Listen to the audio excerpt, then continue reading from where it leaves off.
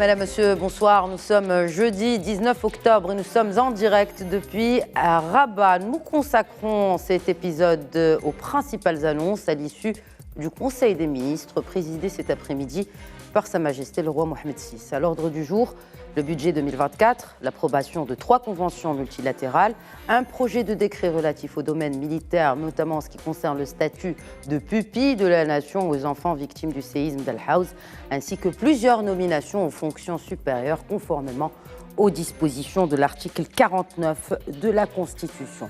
Ainsi, comme le stipule le même article, la ministre de l'Économie et des Finances, Nadia Ftah, a présenté devant le souverain les grandes lignes du PLF au titre de l'année 2024, un budget particulièrement attendu compte tenu du contexte international et de l'exécution de l'ensemble des chantiers royaux. 2 nouvelles variables endogènes se sont ajoutées à la note de cadrage présentée en août dernier. Il y a d'abord le programme de reconstruction et de mise à niveau des régions sinistrées par le séisme du 8 septembre dernier, ainsi que les 2 initiatives lancées par le souverain depuis une semaine, à savoir l'élargissement de la base des bénéficiaires des aides sociales directes et le programme inédit d'aide au logement. Indéniablement, ce projet de loi de finances poursuit la consolidation de l'État social qui jouit de la haute sollicitude de Sa Majesté le roi Mohamed VI, protection sociale, refonte des systèmes de santé et de l'éducation ou encore dialogue social. Un État social certes, mais un État de droit aussi qui n'occulte pas les réformes structurelles, principalement celles concernant le système judiciaire. Parmi les engagements enfin à retenir de ce PLF, il s'agit de renforcer la soutenabilité des finances publiques, dont la très attendue réforme de la loi organique des finances. Beaucoup de sujets d'actualité que nous allons analyser, décortiquer ce soir en compagnie de nos invités. Tout d'abord, j'ai le plaisir d'accueillir sur le plateau de Questions d'actu, une nouvelle fois, le doyen de la faculté des sciences juridiques, économiques et sociales de Casablanca, professeur Abdelatif Komat.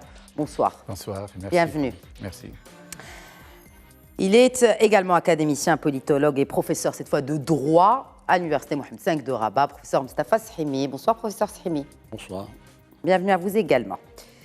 Et nous avons également une joie renouvelée que de l'accueillir sur le plateau, le professeur d'économie à l'Université Mohamed V de Rabat, professeur Zakaria Firano. Bonsoir. Bonsoir, merci pour l'invitation. Marhaba, bienvenue. Alors, messieurs, tout d'abord, je commencerai par vous, professeur Komat. Les orientations de ce projet de loi de finances 2024 consolident donc les bases de l'État social. Comment, d'abord, et pourquoi est-ce important compte tenu de la conjoncture actuelle ?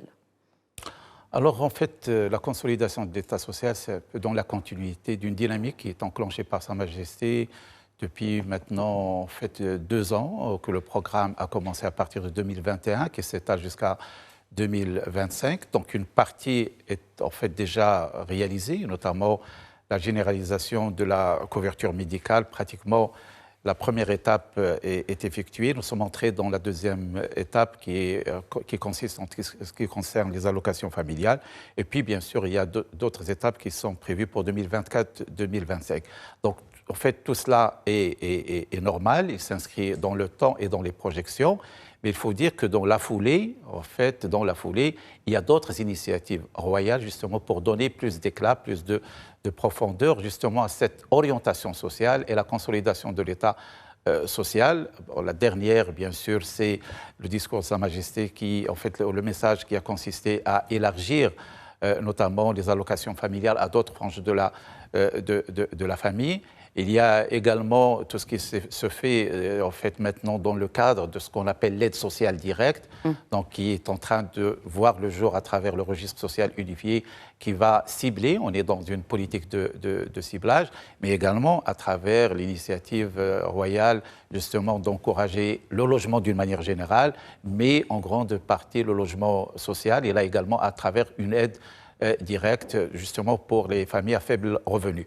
Donc ça, c'est un volet sur lequel le gouvernement, à travers cette loi de finances, continue à consolider cette politique, mais en lui donnant plus de profondeur sous, bien sûr, les orientations de Sa Majesté, et puis, bien évidemment, tout cela dans un cadre intégré, parce qu'il y a d'autres volets sur lesquels on va revenir certainement tout à l'heure, à savoir la dynamique économique, à savoir les réformes structurelles, notamment la réforme de la Modouana, c'est une réforme structurelle, mais qui a une relation avec cette orientation sociale, la justice, réforme du code etc. pénal surtout. Ouais. Et voilà. Et donc, c'est pour dire que c'est un volet parmi les 4 grandes priorités. Le volet social, c'était normal parce que c'est une dynamique qui est sur le moyen terme dans le cadre du programme gouvernemental, mais également c'est un projet sociétal qui est aujourd'hui supervisé par Sa Majesté qui le suit de manière très proche. Et puis, bien sûr, il s'inscrit parfaitement également dans le nouveau modèle de développement parce que l'idée, c'est qu'il y ait un parallélisme entre le développement économique et le développement social. La vision de Sa Majesté a toujours été qu'on devrait justement faire en sorte que la population justement bénéficie dans son intégralité de l'effort économique. Donc il y a une dynamique économique, il y a la question du partage, la question de la solidarité, etc. Et c'est pour tout cela que la question sociale est une question fondamentale qui doit absolument figurer comme une priorité au niveau de la loi de finances. Et qui dit priorité, bien sûr, ce projet de loi de finances dont les grandes orientations ont été présentées au souverain, pour rappel, donc aujourd'hui, parmi les priorités, quand on parle d'un État social, il y a bien sûr les chantiers à caractère social. Il y a la généralisation de la protection sociale. Certes, il y a aussi les budgets des départements à caractère social, à savoir la santé et l'éducation. Professeur Ferrano, on parle ici aussi, et cela a été évoqué par la ministre dans son exposé, d'un contexte international marqué par le ralentissement de l'activité économique, notamment mondiale, les tensions géopolitiques qui persistent, la hausse des pressions inflationnistes. Comment ceci peut impacter justement le budget de 2024 et tout en augmentant peut-être, en continuant l'augmentation, parce que ça a été enclenché en 2023, l'augmentation des budgets des départements à caractère social? Bon, la réponse de façon intrinsèque a été donnée aussi au niveau des prévisions qui ont été formulées par la ministre des Finances. Donc, elle a déclaré que normalement, on table sur une prévision de 3,7 de croissance en termes de PIB et également un déficit de 4%. Donc, cela veut dire simplement qu'à 3,7%, je pense que c'est un taux de croissance vis-à-vis de ce qui se passe à l'international, il reste acceptable. Bon, il n'est pas dans les attentes ou dans les espérances qu'on attendait durant les années de croisière de notre modèle de développement, notre nouveau modèle de développement. Mais maintenant, si on regarde un peu la révision à la baisse du FMI, de la Banque mondiale, des prévisions à l'international pour les grandes puissances économiques, donc on peut dire que 3,7, c'est acceptable pour l'économie marocaine. Le déficit public, je pense là, il faut avoir plus d'informations. Donc le communiqué du cabinet royal et aussi un peu la réunion qui a été faite par notre auguste souverain, on n'a pas des détails un peu statistiques sur les éléments, comment on va arriver à 4%, parce que nous voyons que nous avons un budget de 2024 qui vraiment, il est très consommateur de dépenses budgétaires. Tout à fait. Et donc là, nous avons beaucoup de réformes, c'est très très bien, et la plupart des réformes, c'est des réformes qui sont à caractère, je dirais pas social, mais je dirais, ils visent le développement. Ça veut dire nous avons... Sociétal peut-être voilà, aussi. Je veux dire un développement parce que maintenant, même faire la dichotomie entre ce qui est social et ce qui est économique reste un peu louche. La frontière maintenant n'est plus d'actualité. Surtout que même dans notre souverain, il parle toujours d'un développement économique à caractère social, c'est-à-dire son objectif c'est social. Donc là, nous avons, je pense, on peut dénombrer rapidement, nous avons la plupart des chantiers de ce qu'on appelle le chantier principal de Sa Majesté, qui a été initié aussi par Sa Majesté le Roi, c'est la protection sociale. Donc nous avons un focus sur la santé. Donc il y aura vraiment une généralisation, on parle ici de 60% des ménages marocains qui vont en bénéficier. On parle d'un chiffre pour la première fois qu'il sort, c'est de 500 dirhams pour chaque ménage. Et donc là, c'est vraiment... minimum. Voilà, au minimum. Voilà, parle au minimum pour chaque ménage. Et donc automatiquement, bon, si on fait nos petits calculs, c'est un chiffre très important en termes de dépenses publiques. Mais c'est bien pour la population. Maintenant, la gymnastique de tout l'exécutif, c'est de pouvoir arriver à jongler, je dirais, de façon intelligente pour arriver on n'a pas le choix, on doit y arriver. Et deuxièmement, il y a aussi d'autres chantiers qui sont très importants. Il y a l'éducation. Donc là, on va continuer sur le même chantier pour l'éducation. Il y a une réforme énorme, il y a un budget très important. On doit s'attendre à une augmentation, vous pensez? Parce que, effectivement, vous l'avez dit, on n'a pas les détails de ce projet de loi de finances qui sera présenté. Mais d'après les prémices, au Parlement, mais comme le stipule la Constitution. d'après les prémices, il y aura un budget qui va augmenter dans tous les départements, qui sont en lien avec premièrement, le projet de protection sociale. Donc ça va devenir de façon sine qua non.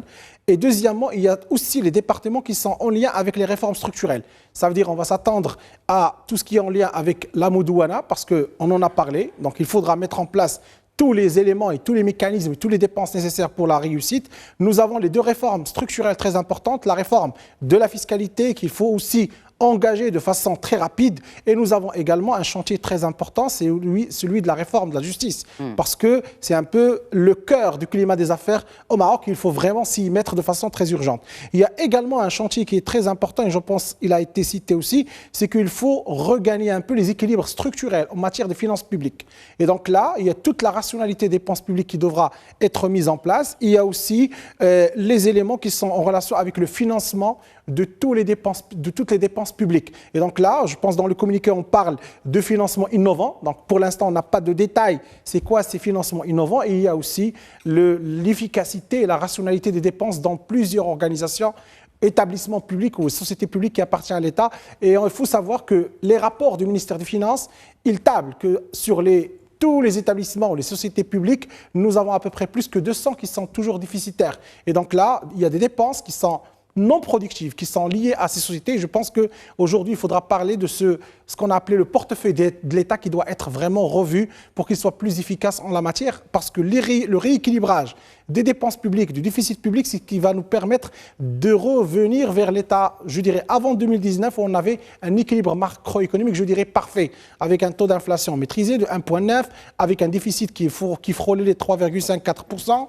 On était dans un taux de chômage aux alentours de 7-8%, et avec un équilibre extérieur qui était, structurellement déficitaire en balance commerciale, mais globalement, on avait un taux de change qui était toujours maîtrisé, d'où l'efficacité de toutes les politiques économiques. Donc c'est l'objectif, je pense que c'est un peu le quatrième pilier, et je pense qu'il faut attendre un peu pour voir un peu quelles sont les autres hypothèses, parce qu'ici on ne parle pas quelle est l'hypothèse d'inflation, on ne sait pas, quelle est l'hypothèse par rapport à la production agricole, parce que nous savons, même si l'agriculture ne rentre pas réellement... On a la note de cadrage. Oui, mais réellement, aujourd'hui, il faut voir... La note de cadrage qui a été présentée en août dernier. On n'est pas encore devant la pluie, il n'y a pas encore de pluie, donc est-ce qu'on s'attend à 70 millions de quintaux? On ne sait pas. Il n'y a pas de prévision exacte. On attendra demain pour avoir plus de détails. Absolument. Et comme le stipule, comme je le disais, l'article 75 de la Constitution, donc ce projet de loi de finances sera déposé demain vendredi 20 octobre au Parlement, à la Chambre des représentants, pour qu'il y soit débattu pour une durée de 58 jours. Donc cette session parlementaire, professeur Srimi,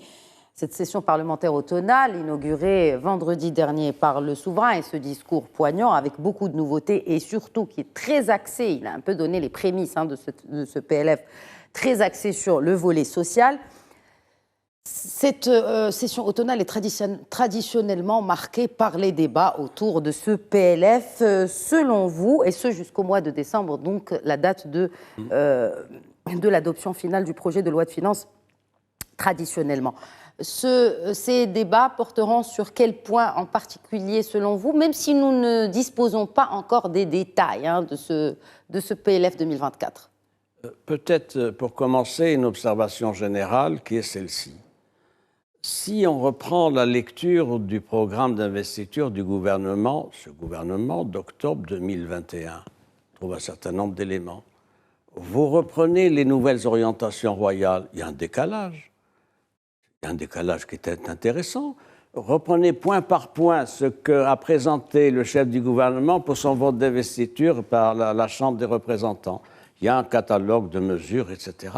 Et ce que je note, c'est qu'aujourd'hui, dans la préparation du projet de loi de finances 2024, il y a plus qu'un glissement, un basculement vers des problématiques sociales qui étaient évoquées en 2021, mais qui aujourd'hui sont accentuées. Je crois que ça, c'est important et c'est une tendance qui me paraît intéressant de relever parce que c'est une forte inflexion royale. C'est un rappel à l'ordre, vous voulez dire, ou c'est un réajustement? Rappel à l'ordre implique un sifflet. Je dis simplement que c'est une forte inflexion royale qui est intéressante et qui s'observe à travers des orientations et même des directives. C'est la question sociale qui a été évoquée par mes amis et collègues. Ce qui me frappe, moi, c'est dans la gouvernance royale et son expression publique, c'est cet infléchissement, ce basculement volontaire à marche forcée vers le social. Alors, c'est arrivé évidemment voici 2 ans avec la protection sociale, qui avait tardé d'ailleurs, le souverain en avait parlé à différentes reprises, et donc il a fallu activer les politiques publiques, ce gouvernement. C'est revenu avec la réforme du système éducatif. Il est bien connu que le domaine de l'enseignement est aujourd'hui un domaine, j'allais dire, régalien. Régalien, c'est-à-dire qu'il relève de l'intérêt principal du souverain, de sa priorité, même s'il y a un ministre dans le gouvernement. Mais je crois que le souverain, sur ce plan, est extrêmement attaché à ce que cette réforme du système éducatif se fasse, malgré les résistances, etc. Et c'est une bonne voie actuellement. Autre point aussi, le séisme, c'est intéressant. Le séisme a été l'occasion pour le souverain d'exprimer fortement une autre orientation pour ce qui est du développement social et territorial. Qu'est-ce qu'on a vu avec le séisme du 8 septembre? C'est qu'il y avait des zones montagneuses enclavées et que les fruits du développement n'avaient pas également profité à toutes les régions du royaume. Il faut rappeler que les zones montagneuses du royaume, c'est 300 000 km². C'est 42% du territoire national, et il est évident que le niveau de développement était à peu près la moyenne nationale.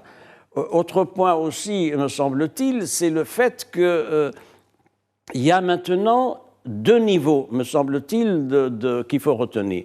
Il y a un premier niveau au niveau du souverain, d'une définition d'orientation, de cap, avec même des délais.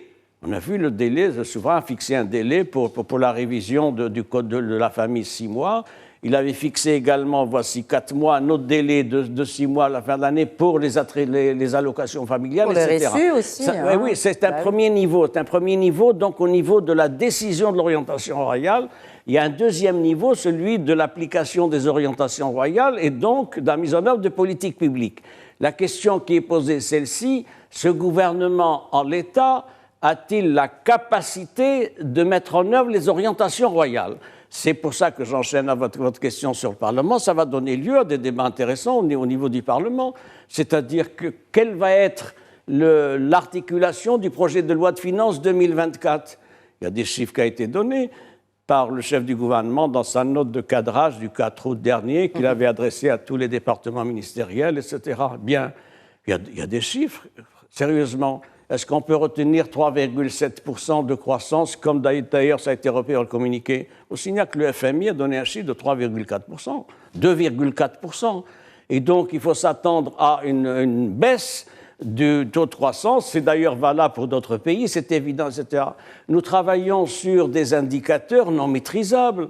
Mon collègue a fait référence à la campagne céréalière. Qui peut dire le 19 octobre 2023, quelle va être la campagne céréalière en 2024? Le problème de la monnaie, le problème de l'inflation, actuellement, au niveau du ministère du Budget, on retient 5%, etc., 4%, ça va baisser, etc. Mais nous sommes donc, face à un monde... Pardon, si vous permettez, je finis. Juste par rapport à ce taux de croissance, vous dites que ce taux de croissance qui diverge des prévisions de croissance, ces taux de croissance prévisionnels, bien naturellement, pourra, si on l'atteint, répondre aux urgences. Oui, qui nécessiteront de débloquer tel ou tel budget. J'entends bien votre commentaire, j'en prends acte, mais ma question est celle-ci. Peut-on raisonnablement tabler sur 3,7% de croissance en 2024, alors qu'un organisme international comme le FMI donne 2,4% et que des économistes marocains distingués de la place, à la suite du séisme du 8 septembre d'El Haouz, avait dit qu'il y aurait au moins entre 1 et 2% de perte de croissance du fait du coût financier du programme de reconstruction. Programme de reconstruction qui concerne, rappelons-le, 4,2 millions d'habitants des zones affectées. L'enveloppe budgétaire est de 120 milliards de dirhams sur 5 ans, professeur Komat. Et pour reprendre les termes du communiqué du cabinet royal à l'issue de ce Conseil des ministres tenu cet après-midi, donc, et présidé par le souverain, je cite, « Il sera procédé à la mise en œuvre rapide de ce programme selon une approche intégrée, une gouvernance coordonnée s'appuyant sur la mise en place de l'Agence de développement du Haut-Atlas. » Sans oublier qu'il y a aussi eu la commission interministérielle chargée du déploiement d'un programme d'urgence de réhabilitation et d'aide à la reconstruction des logements. Quelle est la complémentarité entre cette commission interministérielle et cette agence, selon vous, professeur Komat? Alors, l'agence, en fait, c'est l'organe, je dirais, d'opérationnalisation du projet, parce que c'est un projet qui a un budget, qui a également des objectifs inscrits dans le temps. Il faut rappeler que ce que nous avons remarqué, ce que nous avons relevé, c'est la démarche. La démarche qui, dorénavant, c'est une démarche projet. C'est une démarche projet dans laquelle il y a une triade qui est composée de 3 composantes, à savoir les objectifs, le délai et les moyens. En fait, aujourd'hui, toutes les orientations royales, ils inscrivent un peu les projets dans le temps. Ça, c'est très important. Deuxième volet, qui est très important au niveau de la démarche, c'est des arrêts, c'est des rappels. Et ça également, c'est une démarche très pédagogique, très opérationnelle pour la concrétisation des projets. Parce qu'il faut rappeler qu'à un certain moment, on lance des idées, mais le problème, c'est la mise en œuvre, c'est la concrétisation. Dorénavant, ce n'est plus le cas. Il y a dorénavant, ce n'est plus censé être le cas. Effectivement, moi je parle un peu des orientations royales. Parce que si vous c'est l'opérationnalisation. Ah oui, voilà. C'est l'opérationnalisation, mais dès le départ. En bonne et due forme, surtout. Dès le départ, Sa Majesté donne des délais.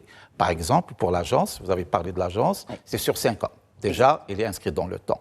Il a les moyens, donc un budget de 120 milliards de dirhams, et puis bien sûr, il est tenu de respecter un certain nombre de résultats. Donc il y a des objectifs. Et puis, bien sûr, il y a des arrêts, des rappels. Des rappels, c'est ce que nous relevons, par exemple, au niveau de la protection sociale. La protection sociale, depuis pratiquement 2-3 années, Sa Majesté, pratiquement un discours sur 2, il revient sur la protection. Le dernier, il a rappelé notamment la nouvelle vision de ce qui est allocation familiale, qui a touché des franges, des enfants, etc. etc. Donc, c'est la démarche. La démarche est une démarche pragmatique. C'est une démarche qui vise la concrétisation réelle des projets. Alors maintenant, quelle est la relation entre l'agence et la commission interministérielle? L'agence, c'est l'organe d'opérationnalisation qui a un objectif, et parce qu'il s'agit de ne pas, je dirais, disperser le gouvernement par rapport à des projets nationaux pour qu'il s'occupe de la réhabilitation, de la mise à niveau de l'Haouz. Ça, c'est également un grand projet. Ce n'est pas au gouvernement, à chaque ministre, d'aller s'occuper du volet qui le concerne. Il y a une agence qui le fait, mais bien sûr, sous la responsabilité, bien sûr, du gouvernement, d'où cette commission interministérielle, parce qu'il y a la notion de coordination et de synergie qui est fondamentale dans tout projet, parce que c'est un projet multifonctionnel, multiforme, dans lequel il y a les équipements, il y a la santé, il y a l'éducation, il y a la mise à un niveau économique, parce qu'il faut rappeler que Sa Majesté, dans ses orientations, ne s'est pas limitée justement à la réhabilitation en termes de construction ou d'infrastructure, mais il a voulu que ce soit l'occasion de donner un élan socio-économique à cette région. D'où ce concept de mise à niveau. Effectivement. Il y a reconstruction et mise à niveau des régions sinistrées. C'est pour ça que chacun a sa mission. D'ailleurs, cette expérience d'agence spécialisée dans le développement régional, on a vécu l'expérience avec les régions du Sud marocain. Donc, le plan de développement initié par Sa Majesté en 2016, il y avait une agence qui est encore opérationnelle. On a vu l'expérience de l'Oriental également, on avait l'expérience du Nord, etc. Donc, c'est une démarche de responsabilisation pour que, bien sûr, le gouvernement continue à gérer les affaires courantes, les affaires au niveau national, mais sur des projets spécifiques qui requièrent une attention et une concentration. Il faudrait qu'il y ait une équipe, qu'il y ait une agence qui est réglementée. D'ailleurs, l'instauration de cette agence, elle est réglementée par une loi qui lui définit ses responsabilités, ses attributions, mais également son mode de contrôle. Il va y avoir du suivi, il va y avoir du contrôle. Surtout que les parties prenantes sont très différentes. Donc, le financement, rien que le financement. Rien que pour le financement, il y a le budget général de l'État. Bien sûr. C'est le principal, d'ailleurs, par ordre d'importance, c'est le budget général de l'État qui va financer ces 120 milliards sur 5 ans. Ensuite, les collectivités territoriales. Donc là, il y a l'implication aussi du territoire. Le Fonds spécial de solidarité dédié à la gestion des effets du tremblement de terre et du Fonds Hassan II pour le développement économique et social, en plus de l'aide et de la coopération internationale. Donc cette agence va aussi servir de fédérateur de toutes ces... même ou de gestionnaire aussi de tous ces fonds-là. C'est pour ça que peut-être il faut s'arrêter un peu sur ce volet de 120 milliards de dirhams. parce qu'on a tendance à dire c'est un montant important, est-ce qu'on va pouvoir... Bon, il faut dire tout d'abord que c'est sur 5 ans. D'accord, sur 5 ans. La deuxième chose, c'est la conjonction d'intervenants. Il y a le budget de l'État, mais il y a également le fonds de soutien. Donc, il faut rappeler que le dernier chiffre qui a été communiqué par le Wali de Banque al-Maghrib, c'est pratiquement les 12 milliards. Donc, ce qui fait qu'il y a cela, il y a également en fait les budgets des régions. Il y a la région, bien sûr, qui est directement concernée, mais il faut rappeler qu'il y a un volet dont on ne parle pas beaucoup, qui est la solidarité interrégionale. D'accord, c'est un fonds qui n'a pas été activé. Il y a des fonds qui sont disponibles justement dans le cadre de... Et c'est l'occasion, d'ailleurs ça a commencé, on a vu des régions qui ont déjà fait des dons, qui ont soutenu justement la réhabilitation du Grand Atlas. Et pour dire que... Puis il y a la coopération internationale également, pour dire que a priori, ça peut apparaître un montant important, mais je crois, selon le montant, selon la progressivité, le Maroc devrait pouvoir y aller, d'autant plus que dans la première étape, qui est l'étape en cours, il s'agit de faire face aux dépenses conjoncturelles, surtout les 2500 dirhams par mois sur 12 mois, et puis les premiers travaux de réhabilitation. Je crois le budget il est déjà là. La première tranche a déjà été lancée hier de 20 000 dirhams versés en novembre pour la reconstruction. C'est ça. Donc ça a été lancé justement à l'issue de la 6e réunion de cette commission interministérielle effectivement. dont je vous parlais tout à l'heure. Et donc, il y a bien sûr les aides à la reconstruction, juste pour rappel pour nos téléspectateurs, qui vont de 140 000 dirhams ou 80 000 dirhams sur 4 tranches, donc à partir du 1er novembre prochain. Alors, il s'agit là, bien sûr, de reconstruire, de mettre à niveau, et notamment cette région du Haut-Atlas, mais suivront d'autres régions qui ont aussi, notamment qui ont des régions montagneuses et des zones montagneuses. Parallèlement, il y a, professeur Ferrano, une autre question qui relève aussi de l'État social, il s'agit du dialogue social. Donc, mobilisation d'une enveloppe supplémentaire. Que signifie cela pour honorer les engagements du dialogue social ? Très bien. Bon, mais permettez-moi, avant de parler de ça, d'éclaircir un élément très important. C'est que celui qui observe un peu ce qui se passe au Maroc durant les 2 dernières années, il va voir qu'il y a un changement, quelque part dans la manière avec laquelle on conduit la politique économique. Et je crois que les premières prémices du visage complet commencent à apparaître. Et la question du développement, elle devient une question de politique d'État. Et donc, ce n'est plus une politique gouvernementale. Et ça, c'est très important. Cela veut dire, et je rejoins ici mon cher professeur Sishimi lorsqu'il a dit qu'aujourd'hui, le cap, il est directement vers le développement social. Pas uniquement. Le développement social devient une politique qui est dirigée directement par notre souverain. Ce qui veut dire qu'on n'est plus dans une politique économique, on est dans une politique d'État. Et donc là, le gouvernement, il va avoir l'exécution de cette politique, surtout en ce qui concerne le volet social et la protection sociale. Et ça, c'est très important. Pourquoi c'est très important ? Parce que maintenant, l'idée fondamentale, et je pense que ça a été dit dans plusieurs discours de Sa Majesté, c'est que ça ne sert à rien de faire de la politique économique, ça ne sert à rien de faire des changements politiques si on n'arrive pas à atteindre l'individu, le citoyen. Et donc là, je pense qu'on est dans une autre logique de réflexion. Ce n'est plus la logique de 2010, ce n'est plus la logique de 2015, c'est une nouvelle façon de voir la politique économique et surtout les politiques de développement. Et ce n'est plus une logique de mandat, j'ai envie de dire. Non, j'ai dit c'est une politique d'État. C'est cela. Je parle politique d'État, ça veut dire ça dépasse, c'est-à-dire que ça dépasse le mandat d'un gouvernement. C'est ça, c'est pour ça que notre auguste souverain, il revient sur des questions d'ordre pratique. Il dit voilà, nous allons donner tant d'argent. Il y a tant de budget. Pourquoi ? Parce que maintenant, ça devient une politique de développement qui est gérée par l'État et par le sommet de l'État qui est Sa Majesté. D'accord ? Maintenant, sur les éléments qui viennent après, parce que le discours, il est bien rédigé, c'est très intelligent comment il a été fait. Ça veut dire qu'on a commencé... Le communiqué, voilà. Ça veut dire qu'on a commencé par la catastrophe. Ça veut dire qu'il y a un nouveau plan de développement régional. Et ce plan de développement régional, il faut que l'exécutif ait les moyens pour pouvoir le mettre en place. Et moi, je pense qu'il faut maintenant, c'est le moment d'activer la régionalisation. Pourquoi ? Parce que maintenant, les acteurs qui vont rentrer en jeu... censé être déjà actifs. Oui, activés, je parle de façon vraiment plus intense. Pourquoi ? Parce que tout à l'heure, vous avez parlé de financement et ça m'a interpellé. L'agence, est-ce qu'elle pourra coordonner les financements, les 4 types de financement ? C'est difficile. Parce que maintenant, il faut changer la loi pour que l'agence ait accès, par exemple, à l'argent des collectivités territoriales. C'est très difficile. D'où la décentralisation. Il y a voilà, des sujets de décentralisation voilà, j'ai qui est sur la parlé table. aujourd'hui, Notre Majesté, avec sa vision et sa vision très prospective, il est en train de mettre les jalons d'une nouvelle politique de développement. C'est une politique de développement social, axée sur l'individu, sur le citoyen. Et toutes les réunions de travail qu'a mené Sa Majesté, c'est pour pouvoir dire le Marocain, il est au centre des décisions. Et donc là, il faudra vraiment que la machine qui suit de façon vraiment très intense. Et là, je parle de l'exécutif. Et donc l'occasion aujourd'hui, devant le projet de loi de finances 2024, c'est de mettre vraiment les jalons de la réussite. D'accord?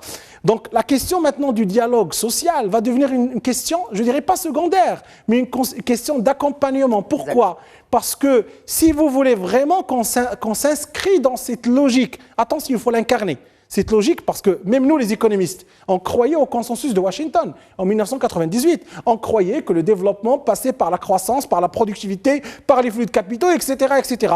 Mais maintenant, on est en train de changer. Tout le monde est en train de sortir de ce paradigme ou ce quasi-paradigme dans lequel on vivait. Et on est en train de dire non, il y a l'être humain, il y a le capital humain, il y a le social, il y a la santé, etc., etc. Et donc, en conduisant le changement, il faudra que tout le monde y adhère sur les politiques de développement social. Et dans l'inauguration au Parlement, Majesté a dit une chose très importante. Je pense que c'est la première fois que ça se dit dans un discours. Il a dit que la protection sociale est un fondamental dans toute la politique de développement, dans toute la politique de développement du Maroc. Et ça, c'est très important. Ça veut dire que c'est comme si on est en train de mettre en place le centre de toutes les autres politiques qui vont se mettre en place. Maintenant, pour le dialogue social, moi, je crois que le dialogue social doit continuer. Pourquoi? Nous avons dans plusieurs secteurs, nous avons des tensions.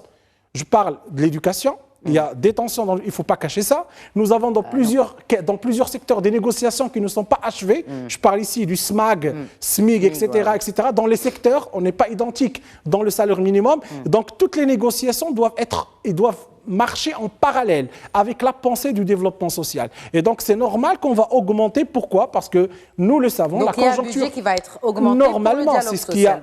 C'est ce qui a été mis ici dans le discours ou dans la déclaration du cabinet royal. Et donc, je pense que nous allons retrouver dans la loi de finances 2024 une augmentation des budgets qui sont alloués à ce qu'on appelle le dialogue social. Pourquoi? Parce que, simplement, toutes les réformes, je pense qu'il y avait 3 ou 4 actions qui ont été faites dernièrement. Le logement social, l'aide au logement, ça vise les populations qui sont précaires ou qui sont à revenus faibles et aussi la classe moyenne inférieure.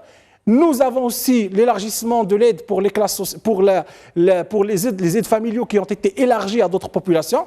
Donc, on est dans une logique de pouvoir augmenter ou élargir la classe sociale. Et donc, des solutions probables pour augmenter cette classe sociale, c'est de parvenir à un meilleur dialogue social pour augmenter le pouvoir d'achat de ces agents-là. Mais attention, il ne faut pas voir ça de façon budgétaire, parce que le financier, ou je dirais le gouvernement, il regarde à chaque fois lorsqu'on augmente les dépenses, je dirais sociales ou les dépenses du dialogue social, c'est que c'est une perte, ça augmente le déficit.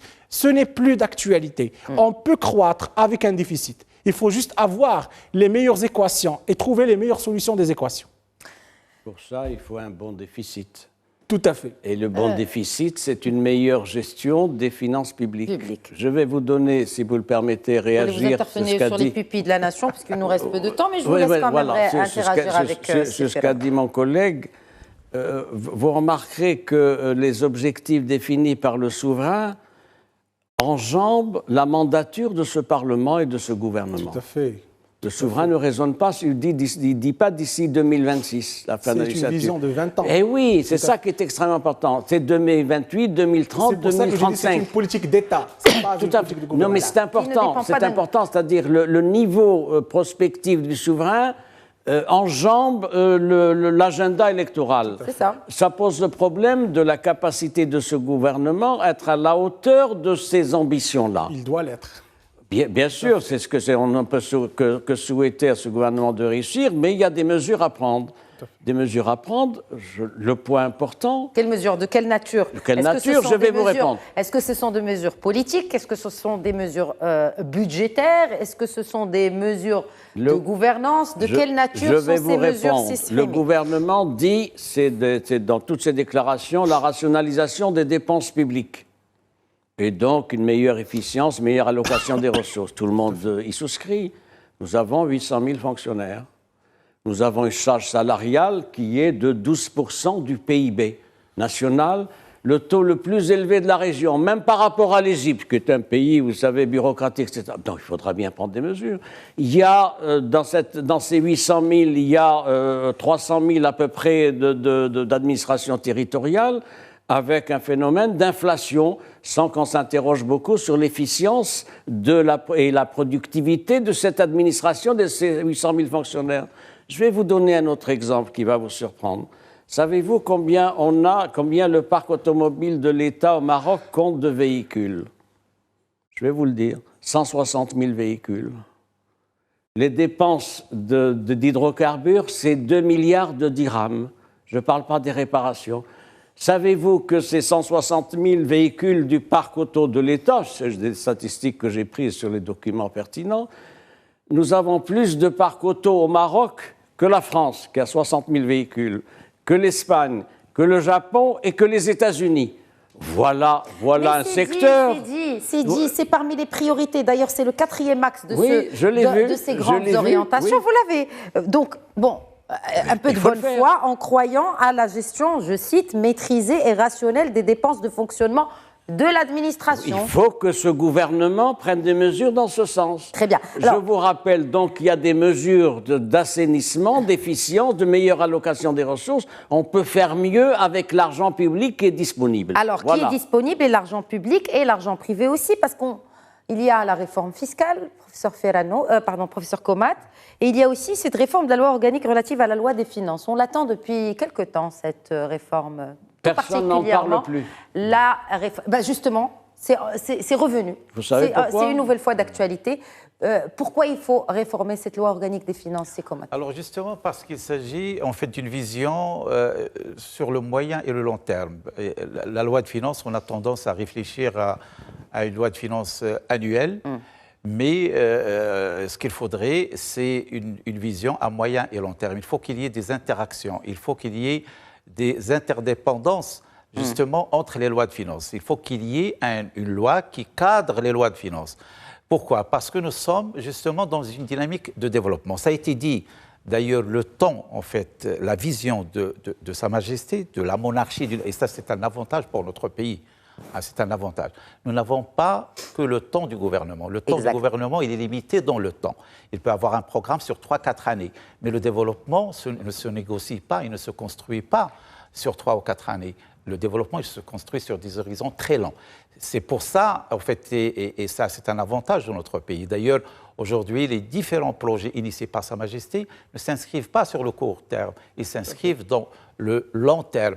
Et pour cela, nous avons besoin, au-delà d'une loi de finances, au-delà des objectifs, je dirais, de grandeur, nous avons besoin, je dirais, d'un cadrage parce qu'il y a des interactions, il y a des prolongements d'une loi de finances à une autre. C'est pour ça que je crois que ça devient une nécessité. Alors, il y a bien sûr d'autres réformes, parce que vous avez évoqué les finances publiques, également tout ce qui est entreprises et établissements publics. Donc c'est une grande question. D'ailleurs, ça a été appelé par Sa Majesté. On est en train de voir donc, des changements, débat, mais bon, reste quelques cas particuliers. On peut évoquer d'ailleurs, c'est un volet qu'on a relevé au niveau de notre cadrage, c'est l'ONE, le soutien à l'électricité à l'eau. Et ça, c'est très important de le souligner, parce que c'est un soutien de l'État qui est à hauteur de 5 milliards de dirhams. Et c'est ce qui a permis au Maroc de maintenir. Il faut que le citoyen marocain s'en rende compte. Vous savez que si on voit un peu ce qui se passe dans des pays développés, en France par exemple, on suit l'évolution du prix de l'électricité. C'est énorme ce qu'ils ont vécu ces 2 dernières années en termes d'augmentation. Le Maroc, on a stabilisé. Ça, c'est des choses qu'apporte l'État. Bon, bien sûr, il y a cette dimension sociale, mais également cette dimension de soutien au pouvoir d'achat. Et on a permis, le maintien des prix de l'électricité et de l'eau, alors que le coût a beaucoup augmenté. Est-ce que cela risque de changer avec le RSU? Moi, en fait, cette question de RSU, s'il s'agit d'y revenir, à la question des RSU, de quoi il s'agit? Il s'agit en fait d'une refonte de la caisse de compensation, parce que la question est posée, est-ce qu'on maintient, on devrait maintenir ou non la caisse de compensation? Exact. C'est un débat. Pourquoi c'est un débat? Parce que, en fait, la caisse de compensation, ce qui est miroité aujourd'hui, c'est que c'est une caisse dont bénéficie tout le monde. Ceux qui sont dans le besoin et ceux qui ne le sont pas. Parce qu'en soutenant la butane, en soutenant la farine ou le sucre, ou l'électricité, vous l'avez dit aussi. L'électricité, c'est un autre soutien. C'est un soutien qui n'est pas intégré dans la caisse de compensation. Ça, c'est l'appui apporté par l'État à des entreprises publiques et privées. D'ailleurs, il se pose la question justement de la rentabilité. Pourquoi j'ai évoqué ce cas? Parce que c'est un cas particulier. Ça, c'est un cas particulier. Les autres entreprises, d'une manière générale, qui sont parfois soutenues par l'État, peut-être ils ne devraient pas. Ils ne devraient pas l'être. Alors, il y a également la question qui est fondamentale au Maroc, c'est la question de la rentabilité ou du rendement de l'investissement public. C'est pour cela qu'il y a la création de cette structure pour gérer les portefeuilles de l'État. Et pour également optimiser et rationaliser l'investissement public. Vous savez que le Maroc est un des pays qui connaît le taux d'investissement le plus élevé par rapport au PIB. On parle de 32%. L'État a mis, au niveau de la loi de finances de 2023, 300 milliards. Avec peu de création d'emplois. Et le problème, c'est que peut-être pas peu, mais pas assez pour répondre aux besoins. Des études au niveau international, parce qu'il y a des calculs qui se font, qui montrent que le Maroc est à 50% de son potentiel de rentabilité en termes d'investissement public. Chaque dirham investi. Si on les compare à des pays émergents, des pays de l'Asie, etc., le montant qui est investi par ces pays donne le double des résultats que dans l'investissement public. Donc, c'est pour cela que c'est évoqué cette question, justement, d'améliorer le rendement, la rentabilité de l'investissement public. Donc, il y a un effort à faire au niveau de la rationalisation des dépenses publiques, comme l'a dit CCMI, mais également de l'investissement public, parce que le Maroc va continuer pour une période de transition. Bon, la tendance est d'inverser pour aller vers les 2 tiers investissement privé, le 1 tiers investissement public. Mais pour le moment, l'investissement public va continuer. Mais pour encourager l'investissement privé, et justement c'est le 3e axe, il s'agit de poursuivre la mise en œuvre des réformes structurelles à travers le parachèvement de la réforme du système de la justice. Donc enfin, peut-être pour cette rentrée, on peut attendre le fameux code pénal revu et révisé et réformé dans le but de consolider l'état de droit et de garantir la sécurité juridique et judiciaire. Et là, ça nous ramène à cette question de climat des affaires aussi, qui pourra en bénéficier, et donc aussi avec cette nouvelle charte de l'investissement. Donc en fait, c'est un cadre global. En ajoutant, si vous le permettez, un autre texte. Mais je vous en prie, un autre texte qui est dans les tiroirs, qui a été enlevé, le texte sanctionnant l'enrichissement illicite. C'est extrêmement important. Non, mais ça fait partie du code pénal. Mais il a été enlevé. Donc c'est extrêmement. Vous savez, je voudrais dire ceci pour conclure, si vous le permettez. Ce gouvernement est venu sur la base d'un mot d'ordre, restaurer la confiance. C'était ça, en 2021. Nous sommes à la fin 2024. La confiance doit être capitalisée. 2023. Elle doit être capitalisée par un certain nombre de réformes structurelles, le code de la famille, c'est important, le climat d'affaires, l'environnement, etc. La réforme de la fiscalité, personne n'en parle. Il y a une rhétorique habituelle sur la réforme de la fiscalité. Mais on sait ce qu'il faut faire pour la réforme de la fiscalité, parce qu'il y a une grande évasion. Il y a la réforme sur l'IS, là on parle de la réforme sur la TVA. Je ne parle pas de ça, je parle de l'évasion fiscale qui est connue et qui est abyssale. Alors, je voudrais toujours vous interpeller là-dessus, c'est Komat, par rapport au climat des affaires, par rapport à cette charte de l'investissement, dont on attend d'ailleurs le premier décret d'application. Effectivement, au niveau de la charte d'investissement, c'est vrai, c'est très attendu. On met beaucoup d'espoir parce que l'investissement, en fait, c'est la clé, notamment de la dynamique économique, de la création d'emplois. Il y a en fait des initiatives, il y a des agences aujourd'hui qui sont créées dans le sens justement d'aller de l'avant dans ce projet. Et bien sûr, vous avez évoqué la relation entre justement la dimension juridique ou judiciaire et le climat des affaires. C'est un volet très important parce que, vous vous rappelez, on a eu beaucoup de débats lorsque, c'est vrai, le Maroc avançait au niveau du business où le classement du Maroc pratiquement a grimpé de 15 ou 20 rangs au bout jusqu'à 2020 où justement ce classement a été arrêté. Mais toujours est-il, toujours la question en fait, de la justice était toujours évoquée comme, pas un frein, mais un des dysfonctionnements qui devrait davantage être développé pour justement créer un climat d'investissement attrayant aussi bien pour l'investisseur national que pour l'investissement étranger. C'est pour ça que c'est un projet, parce qu'il n'y a pas que le code pénal, il y a d'autres justement dispositifs juridiques qui seront posés devant le Parlement à partir de cette session et des autres sessions. On a besoin d'améliorer nos textes juridiques et justement améliorer notre système judiciaire. Et puis il y a également la dimension humaine, et le volet formation. Là également, il y a une dynamique au niveau de la formation des juges, au niveau de la réorganisation des métiers, des barreaux. Donc il y a toute une dynamique qui a comme objectif, aussi bien au niveau des textes qu'au niveau des mesures d'accompagnement, d'améliorer notre système judiciaire parce que c'est un volet très important. Ce qu'on remarque aussi dans ces priorités, c'est qu'il y a beaucoup de mise en œuvre. Il y a la poursuite de mise en œuvre et de la mise en œuvre. Je voulais juste souligner cela par rapport à votre remarque de tout à l'heure, professeur Sahimi. Alors justement, on parle de ce projet de loi, de ce projet de décret, pardon, et ce projet de loi relatif au domaine militaire. Alors, il s'agit de conférer le statut de pupille de la nation aux enfants victimes du séisme d'Al Haouz, qui a, rappelons-le, cette terrible tragédie frappé cette province le 8 septembre dernier, et les impacts ont touché donc plusieurs préfectures. Pardon, excusez-moi. Donc, qu'est-ce qu'on appelle pupille de la nation, professeur Sahimi? Et surtout il y a des allocations forfaitaires réservées à ces pupilles, mais pas que. Qu'est-ce qu'un pupille de la nation? C'est un statut particulier qui est en vigueur au Maroc d'ailleurs, qui est accordé aux enfants dont les parents ont fait leur devoir. Première catégorie, on fait leur devoir, c'est-à-dire les militaires, les forces auxiliaires, les fonctionnaires qui ont eu des accidents, etc. Ça, c'est la première catégorie. Deuxième catégorie, c'est ceux dont la situation familiale est particulièrement préoccupante et donc il y a une prise en charge. Ça implique quoi? C'est décidé par une commission élargie. C'est important, c'est-à-dire où il y a tous les représentants d'administration, etc., concernés, une commission qui étudie les dossiers et qui donc considère éligible au statut de population un tel et pas un tel, etc. Ça donne droit à quoi? Ça donne droit à un soutien moral et un accompagnement moral. C'est important parce que puis de la nation, c'est quelqu'un qui est privé, d'un référent familial, père, tout ça, etc. Dans le soutien et surtout la prise en charge de toute sa scolarité, évidemment, de ses soins de santé, etc. Jusqu'à l'âge de 21 ans, c'est extrêmement important. Et même au-delà pour des études supérieures.